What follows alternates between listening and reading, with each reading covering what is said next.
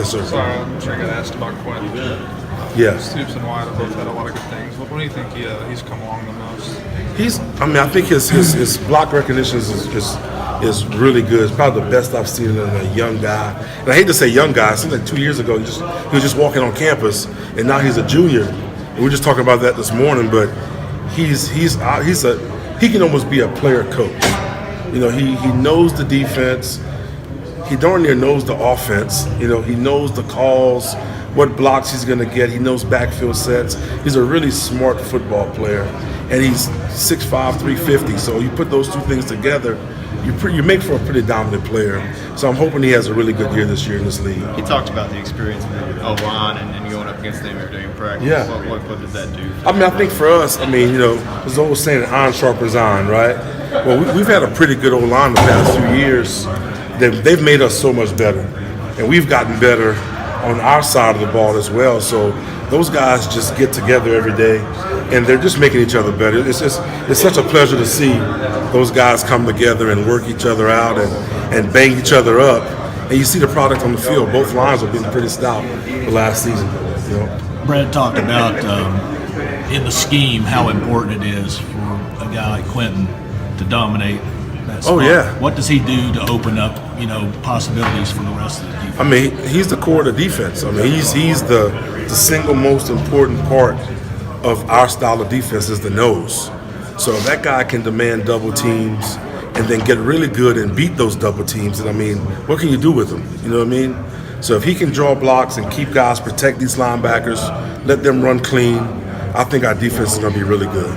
How's Marquand doing behind Quinn? Doing good. he's, you know, I put those two on the line last fall and had them race, and Q won't like it, but Marquand beat him in the race. So I think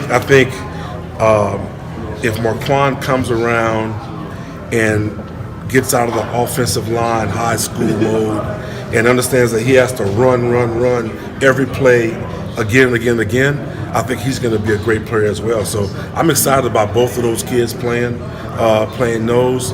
If you notice, Abule Fitzgerald's been playing nose for us too. He's coming around. So, the depth is continuing to develop, and I think we have a really good group, and I think we're going to be pretty good in the fall. Yeah. Thanks a lot. What about some of those other guys at the other defensive line spots? How are they kind of progressing? And yeah. How's the depth settling in there? Oh, man, you have solid Calvin Taylor. TJ Carter's going to be a senior, 4-year starter. Cordell Looney is just as good as those guys, should probably be a starter. Phil Hoskins is playing really well. So those guys are all the mature guys. The young guys coming behind them. Josh Pass was getting back in the mix from Jack to now playing defensive end. So there's more experience, more talent. And then the young guys, I think Davion Hawkins is going to be a kid that's going to grow up into be a good player.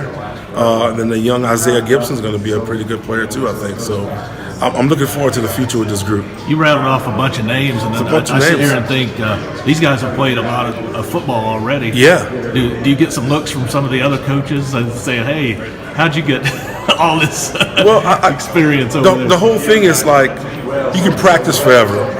You get better by playing the game. We can put them in the best scenarios and script practices, but you don't get better until you actually experience a live rep in a game. And we've been fortunate to, we started out subbing guys because we were afraid that guys couldn't hold up for an entire game. So we started out with this sub system of subbing a lot of guys and keeping guys fresh. Well, the byproduct of that is those guys gained so much experience because they played every week. Whether it was a starter playing 35 snaps or a young guy playing 15 snaps over the course of the year turns out to be a lot of snaps. So now all these guys come back with experience the next year, and now 3 years later, we have a 2 deep, maybe 3 deep of guys that have played on this football field as an SEC football player. So it's just a good thing for us. Is there maybe one aspect that you'd like to see this group kind of take to the next level with what they've got left here this spring and going into the summer? Yeah, I like us not to just be good players. I like us to dominate. We got to get to where we're dominating the league each and every week. And I think we have that group, but I think we got to get a little more physical over the course of the spring and the offseason.